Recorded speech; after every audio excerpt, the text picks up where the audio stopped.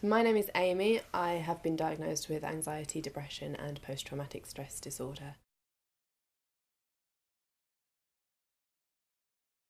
For the young people themselves, my advice would be to talk about it, to express it in any way that you can.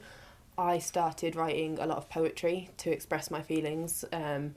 Lots of people I know draw how they're feeling, or, if you're more creative than I am, then you might be able to express it in that way, and that can kind of open a conversation. So a lot of things for me, I was never open about my mental health until I could put it in a poem, and I could read someone a poem about a character that I'd created that was having the same emotions that I was having, but it's this character, so I could kind of pass it off a little bit, and that would open a conversation, start a conversation, and then it's easier to say, you know what, that's kind of how I feel.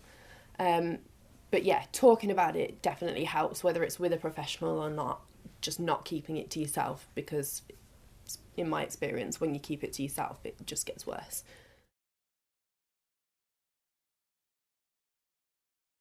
For young people dealing with mental health, so teachers, scout leaders, anyone like that, I'd say make sure that they know that you are there to support them.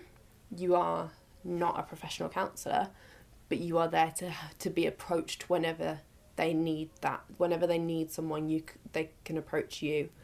But to know that it's not always going to be able to be kept confidential. Young people aren't stupid, they know what's going on, they know that there are protocols and procedures to follow, and you need to make that clear to them that as much as they can trust you, you can't keep something secret if it's going to put them in danger. So I have it now, I'm 20, I'm an explorer leader, and I say to my explorers, if you need any help, I am there to support you. They're 14 to 18, I'm there to support you, come and approach us, we see you every Friday. If something's bothering you, we want to know, we want to help. But we may need to tell your parents if we feel it's necessary. And that potentially could put someone off, but it's worth it, because if you tell them, I promise I'm going to keep it a secret, and then you don't, that puts them at more risk. Or if you keep it a secret and something happens, that definitely puts them at more risk. So being open and approachable, but being honest about it.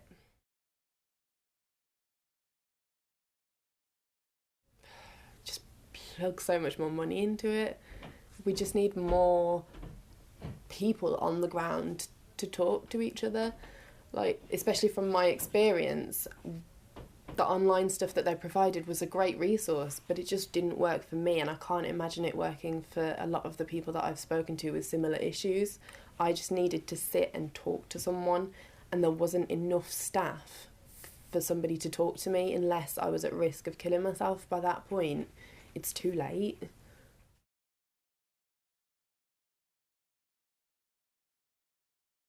I found the course really helpful. So through my own mental health struggles and through having friends and working with people a few years younger than me with mental health issues, I've developed my own kind of strategies of how to work with those people. And thankfully, most of them were kind of along the same lines as what Jay was teaching us, which was great.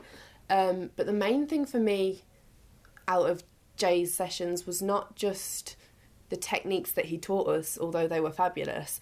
It was having the confidence then to use those techniques, because some of the techniques, like I said, I developed myself through experience. But I was always like, oh, is this the right thing to do? It's kind of what I know worked for this one child that I worked with, but is it going to work with this next child that I work with? And it was really with mental health, it's such a difficult subject sometimes. You're really treading on eggshells, because if you say something, it could either really work really well or go really horribly. And the great thing about Jay's course was that it just gave me so much more confidence in what I was doing was right, and it really helped me to realise that I can help these people.